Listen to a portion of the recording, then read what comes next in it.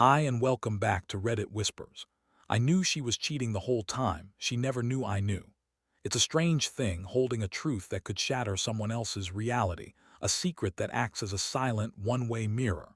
You see them for who they are, in all their flawed and deceptive glory, while they still see the reflection they want you to see, the carefully constructed image of the person you thought you knew. My story isn't one of explosive confrontations or tearful confessions. It's quieter than that. It's a story of silent observation, of a slow, internal detachment that insulated me from a heartbreak that was brewing right before my eyes. A while back I met this girl, let's call her Clara. Our meeting was serendipitous, one of those modern-day digital encounters that blossoms into something tangible almost overnight. We matched, we clicked, and the conversation flowed with an ease that felt both exhilarating and strangely familiar. She was witty, intelligent, with a laugh that could disarm a battalion. We moved from texting to calls, and from calls to our first date within a week. There was an undeniable spark, a magnetic pull that made the hours we spent together feel like mere minutes.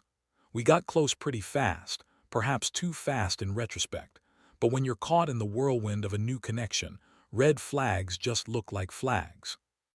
I was at a point in my life where I was done with games, done with the ambiguity of modern dating. I was looking for something real, something with a future. So, after a while, I laid my cards on the table. I told her I liked her, truly liked her, and was upfront that I was looking for marriage, not just a fleeting romance. I didn't expect her to propose on the spot, of course, but I wanted her to know my intentions, my end goal. She didn't run for the hills, which I took as a positive sign. She agreed we should take it slow and just get to know each other first. It was a reasonable, mature response, and it gave me hope. It felt like we were on the same page, two people looking to build something genuine from the ground up. At first, things were really great. The initial weeks were a honeymoon phase painted in the brightest colors. We explored the city together, found little coffee shops that became our spots, and shared stories of our childhoods, our dreams, our fears. I was an open book with her, and I believed she was with me. I even met her mom a few times, a lovely woman who seemed to see something special in us. She welcomed me with a warmth that felt like a glimpse into a future I was beginning to crave. She liked me a lot, she would tell Clara, and Clara would relay these compliments to me with a proud smile. Those moments were validating. They made everything feel right, feel solid. It was like I was slowly being woven into the fabric of her life, and I was happy to be there. But after a couple of months, the vibrant colors of our beginning started to fade into more muted, complicated shades. The initial simplicity began to unravel, and I started noticing how complicated she was. It wasn't one single thing, but a collection of small inconsistencies, of emotional paradoxes that were hard to ignore. Honestly, she had a lot of issues and contradictions. One moment she was fiercely independent, talking about her career ambitions and her desire to be self-sufficient, and the next she would be incredibly needy, seeking constant validation and reassurance. Her moods could shift like the wind, a sunny afternoon turning into a sudden storm with little to no warning. I didn't complain. I told myself that everyone comes with baggage, that no one is perfect. I tried to be patient and supportive, to be the calm in her storm, the steady hand she could hold onto. I listened when she vented, offered advice when she asked for it, and gave her space when she needed to retreat into herself. I thought that's what you do when you care about someone. You accept their complexities and love them through their struggles. But there was one topic of conversation that became a recurring and increasingly unsettling theme: her ex. She wouldn't stop talking about her ex and how awful he was. He was the villain in her life story, a constant specter haunting our present. According to her, he was manipulative, controlling, and had treated her terribly. Every story was a testament to his horribleness and her victimhood. At first, I was sympathetic. I saw it as her processing past trauma, and I tried to be a supportive sounding board. I would listen, nod, and tell her that she deserved better, that she was safe with me. But as the weeks turned into months, the constant barrage of my awful ex stories started to feel less like therapeutic venting and more like an obsession. It was as if he was the third person in our relationship, an invisible entity that she was constantly reacting to, comparing me to, and defining herself against. It was draining, but I held my tongue, convincing myself that with time, the ghosts of her past would fade. The first real crack in my perception appeared on an otherwise unremarkable Saturday afternoon. One day while we were walking through a quiet suburban neighborhood, enjoying the sun, she suddenly stopped and pointed. "That car," she said, her voice a strange mix of recognition and dismissal. "It looks just like his." I followed her gaze to a parked navy blue minivan, a typical family vehicle with a car seat visible in the back. She brushed it off immediately, pulling my hand to keep walking as if she hadn't said anything, but the image stuck with me. It was a family car, not something a single young guy usually drives unless he's married. A single guy her age, according to the stories she had told me, would more likely be driving a sports coupe or a practical sedan. A minivan screamed of soccer practice and grocery runs, of a life that didn't fit the picture she had painted of her villainous, single ex-boyfriend. It was a small detail, a fleeting observation, but it lodged itself in the back of my mind like a splinter. It was a piece of a puzzle that didn't fit. I stayed quiet and let it go. What was I going to say? "Are you sure your terrible ex drives a family minivan?" It felt accusatory, and I had no real basis for my suspicion, just a gut feeling, a flicker of doubt. So I buried it, pushing it down under the weight of my desire for things to work out, my hope that I was just overthinking things. That same day, we ended up at the mall. We were just browsing, enjoying the casual intimacy of a shared afternoon. As we were walking out of a store, I spotted a good friend of mine, Mark, across the atrium. We waved, and I made a mental note to catch up with him later. After Clara and I parted ways for the day, I called Mark. We chatted for a bit, and I told him about the girl I was with. I told him we were dating, that things were getting serious. He was happy for me, genuinely so. He'd seen me through a few failed attempts at finding a real connection, and he knew I was ready for one. Looking back, that day was a fulcrum, the point on which the entire relationship pivoted from a hopeful future to a foregone conclusion, even if I didn't fully realize it yet. The seed of doubt planted by the minivan was about to be watered, and I was completely unprepared for the forest that would grow from it. The story continued, and so did the charade. The weeks that followed the minivan incident were a strange dance of feigned normalcy. On the surface, nothing had changed. We still went on dates, still talked on the phone for hours, still shared those moments of intimacy that trick you into believing everything is fine. But underneath, a subtle shift had occurred within me. The seed of doubt had taken root, and it cast a shadow over everything. I found myself analyzing her words more carefully, looking for inconsistencies in her stories. Her constant talk about her awful ex now grated on my nerves in a different way. It was no longer just annoying. It felt manipulative. Was she telling me these stories to paint herself as a perpetual victim, to garner sympathy and absolve herself of any future wrongdoing? Was it a preemptive strike, a way to frame any man who wronged her as just another monster in a long line of them? The thought was unsettling. I started to see her contradictions not as charming quirks, but as potential signs of a deeper instability, a personality that was fragmented and unreliable. I was walking on eggshells, trying to maintain the supportive boyfriend persona while my internal detective was working overtime, connecting dots that I wished weren't there. I felt a growing sense of unease, a quiet hum of anxiety that became the new soundtrack to our relationship. I wanted to trust her, I truly did. I wanted to believe that the woman I was falling for was the woman she presented herself to be. But the minivan, that damn minivan, kept replaying in my mind. It was a symbol of a narrative that didn't add up, a story with a gaping plot hole that she had casually glossed over.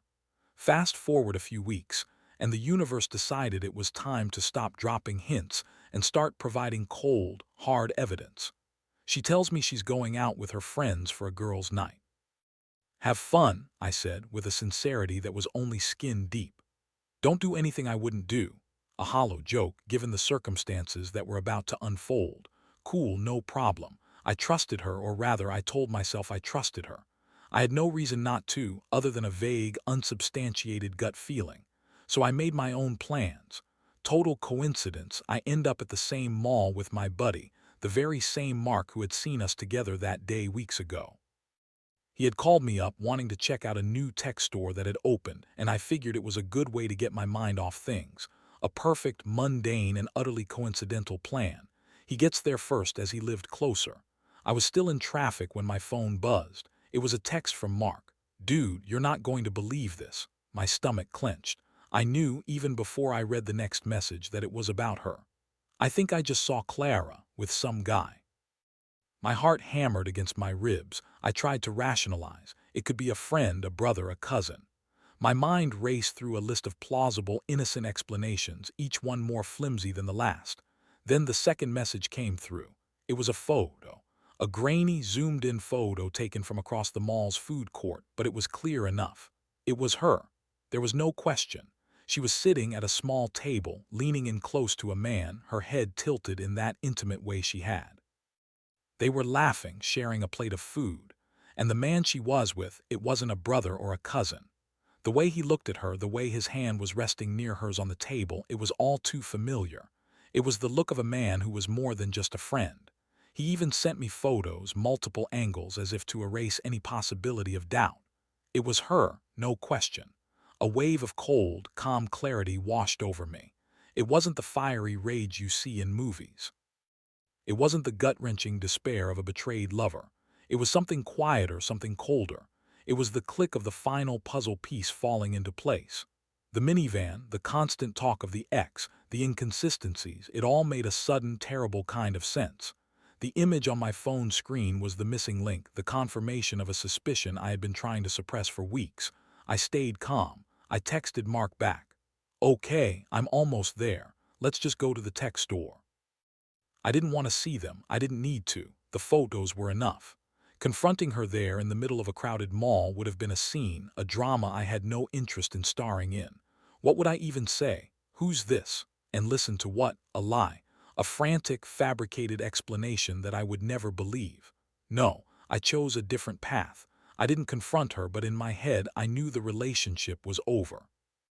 In that moment, sitting in my car in the mall parking lot, staring at a picture of the woman I thought I was building a future with, I made a decision. I emotionally checked out. I flipped a switch in my mind, severing the cord that connected my heart to hers. The warmth I felt for her turned to ice. The hope I had for us evaporated into a thin, bitter vapor. It was a strange, out-of-body experience. I was functioning, texting my friend, making plans to look at gadgets, but my inner world had just been leveled. The foundation of our relationship, which I had thought was built on honesty and a shared vision for the future, was revealed to be nothing but sand. And the tide had just come in. The rest of the evening was a blur. I met up with Mark, we looked at drones and smart home devices, and I pretended that my world hadn't just been turned upside down. I think he knew, of course. He kept shooting me concerned glances, but he didn't press. He was a good friend.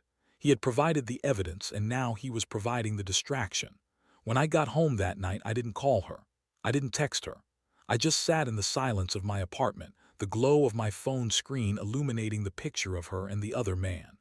I had become a spectator in my own life, watching a relationship crumble in real time, all while playing the part of the unsuspecting boyfriend. The game had changed. She thought she was playing me, but now I was the one who held all the cards. I knew the truth, and that knowledge was a heavy, cold comfort. The relationship was a ghost, a hollow shell, and I was just waiting for her to acknowledge the death certificate. The month and a half that followed my discovery at the mall was one of the strangest and most surreal periods of my life. I was living a dual existence. To her, I was the same supportive, patient boyfriend I had always been. We went through the motions of a relationship, the good morning texts, the weekend dates, the late-night phone calls. I played my part convincingly, never letting the mask slip, never giving her a reason to suspect that I knew her secret. But internally, I was a ghost. I was observing our interactions from a distance, detached and dispassionate. Every "I miss you" from her sounded hollow, every term of endearment felt like a line from a poorly written script. I was no longer emotionally invested. The photos Mark had sent were a permanent fixture in my mind, a constant reminder of the reality of our situation. I had already mourned the end of the relationship on that day in the mall parking lot. What I was doing now was simply managing the fallout, waiting for the inevitable end that she would have to initiate. It was a bizarre form of emotional self-preservation. By detaching myself, I was protecting myself from further hurt. I was taking control of the narrative, at least in my own head. She thought she was in the driver's seat, juggling two lives, but I was the one with the map, knowing exactly where this road was headed, a dead end. About a month and a half later, the call finally came. It was a Tuesday evening. I saw her name flash on my screen and I knew this was it. She broke it off. Her voice was thick with feigned regret as she delivered the lines I had been expecting for weeks. She said, "I don't feel the click," that magical, intangible connection that had supposedly been the foundation of our relationship. She gave me other excuses, vague platitudes about timing and not being in the right headspace for something serious. It was a masterclass in letting someone down gently, except it was all built on a mountain of deceit. I listened patiently, not interrupting her performance. And when she was done, there was a pause, an expectant silence. I imagined she was bracing for tears, for anger, for questions. She got none of it. I just said, "I respect your decision and I wish you the best." My voice was even, steady, devoid of any emotion. I was so cold about it because by then I'd already detached, so it didn't hurt much. The pain had been processed weeks ago. What was left was an empty space, a quiet resignation. Her surprise was palpable, even over the phone. I could hear the confusion in her voice as she stammered a thank you and a you too. I think my calm, cold acceptance was more unsettling to her than any emotional outburst would have been. I had robbed her of the drama, denied her the chance to play the compassionate heartbreaker. I simply accepted her decision and ended the call. And just like that, it was over. I never told her I knew she cheated. What would have been the point? To see the panic in her eyes. To force a confession born of shame, not genuine remorse. It felt unnecessary. My silence was its own form of power. Later, through the grapevine of mutual acquaintances, the final pieces of the puzzle clicked into place. I found out the guy was her ex, the awful ex she had spent months demonizing. And yep, he was married. The minivan made perfect, sickening sense now. She wasn't just cheating on me. She was literally helping him cheat on his wife. The realization was disgusting. The entire narrative she had constructed, the story of her being a victim of a terrible man, was a lie. She wasn't the victim. She was a willing accomplice in the destruction of someone else's family. The woman I thought I knew, the complex but ultimately good-hearted person I had tried to be patient with, never really existed. She was a fiction, a character she had created to hide the ugly truth of who she really was. My decision to remain silent, to detach and walk away cleanly, felt more justified than ever. Months went by. I focused on myself, hit the gym, reconnected with friends, and poured my energy into my work. I was healing, moving on, and building a life that I was genuinely happy with. Then one day my phone lit up with a familiar name. It was her. She tried crawling back, not with an apology but with a new chapter in her victim saga. She was playing the victim again, telling me how she'd been betrayed, how the ex had predictably gone back to his wife, leaving her heartbroken and alone. She was trying to reestablish our connection, perhaps seeking the supportive listener she had lost. She sent me a long, rambling text, full of self-pity and ending with the grand, sweeping declaration that all guys are trash. The irony was so thick I could have choked on it. Meanwhile, she was the one who cheated. She was the one who had lied, manipulated, and participated in a disgusting betrayal. And here she was, crying wolf, trying to paint me with the same brush as the man she had cheated with. I didn't take the bait. I sent a polite, non-committal response, something along the lines of "Sorry to hear you're going through a tough time. Hope you feel better soon." It was the emotional equivalent of a brick wall. To this day, she has no idea I know. She has no idea that I saw the photos, that I connected the dots, that I was aware of her deception for the last month and a half of our so-called relationship. I just let her live with that. She lives in a world where she broke up with a nice guy because she didn't feel the click, not in a world where that nice guy walked away because he knew she was a cheater and a liar. Call it slow revenge, but honestly, I don't hate her. It might sound strange, but the anger and bitterness have long since faded. I don't even hold a grudge. The person she is and the choices she makes are a reflection of her own brokenness, not a reflection on my worth. Hating her would be like drinking poison and expecting her to die. It would only hurt me, so I let it go. I genuinely wish her well in a distant, abstract way. I hope she finds whatever it is she's looking for, and I hope she stops hurting people, including herself, in the process. There's just no going back. Our paths are permanently diverged. The story doesn't quite end there, though. In a strange twist of fate, our paths did cross again, but the context had completely shifted. After her attempt to reconnect failed, a few more months passed in silence. I had truly moved on, found a rhythm to my life that was peaceful and fulfilling. I was in a good place mentally and genuinely happy with my life. My inner world was no longer consumed by her drama or the lingering questions of our past. I had found closure on my own terms, through my own understanding and acceptance of the situation. We even met a few times after as friends. These encounters were not my idea. They happened through mutual social circles that were impossible to completely avoid. The first time I saw her, my heart didn't leap, it didn't sink. It just beat. It was a sign of how far I had come. She, on the other hand, seemed adrift. The confident, witty woman I had first been drawn to was gone, replaced by someone who seemed smaller, more fragile. The conversations were superficial, a careful dance around the elephant in the room that only I could see. She talked about her life, her job, her struggles. She mentioned she was seeing a therapist, which I genuinely thought was a good thing for her. From the way she talked, it was obvious she was struggling and lonely. She spoke of a pervasive sense of emptiness, of feeling disconnected from everyone around her. She was still framing her narrative as a series of unfortunate events that had happened to her, a string of bad luck and bad men. There was still no self-awareness, no accountability. She was the perpetual victim of her own life story. Listening to her, I didn't feel pity, not exactly. It was more like a detached sense of sadness. Sadness for the person she could be if she could only be honest with herself. Sadness for the trail of emotional wreckage she left in her wake, including her own. I was polite, I listened, but I kept my distance. I was a friend in the loosest sense of the word, an acquaintance who would offer a polite smile and a brief conversation, but nothing more. The door to my life, to my emotions, was firmly and permanently closed to her. There was no going back. These brief encounters served as a final confirmation of my journey. Seeing her struggle, not with malice but with a clear perspective, solidified my own growth. I had navigated a difficult, painful situation with my integrity intact. I hadn't stooped to her level. I hadn't created drama. I had simply observed the truth, protected myself, and walked away. I had chosen peace over chaos, self-respect over the need for validation or revenge. My happiness was no longer tied to her or to our shared past. It was my own, built on a foundation of honesty and self-worth. By then I had already completely moved on. I was in a good place mentally and genuinely happy with my life. The story with Clara became just that, a story.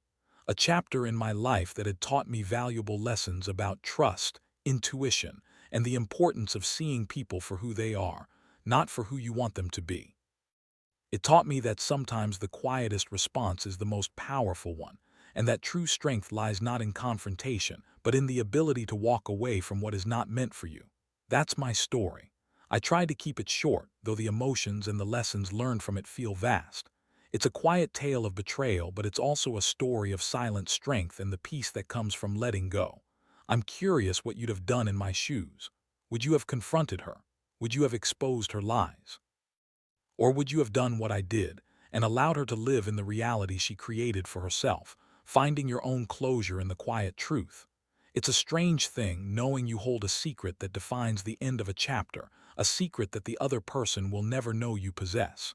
It's a quiet power, a silent victory not over them but for yourself. It's the final, unspoken word in a story she thinks she wrote the ending to. But I know the truth. I always did. If you've made it this far, I'd love to hear from you what moment in your life made you see someone for who they truly were. Drop your thoughts in the comments. And don't forget to leave a like and subscribe to Reddit Whispers, where the real stories get told.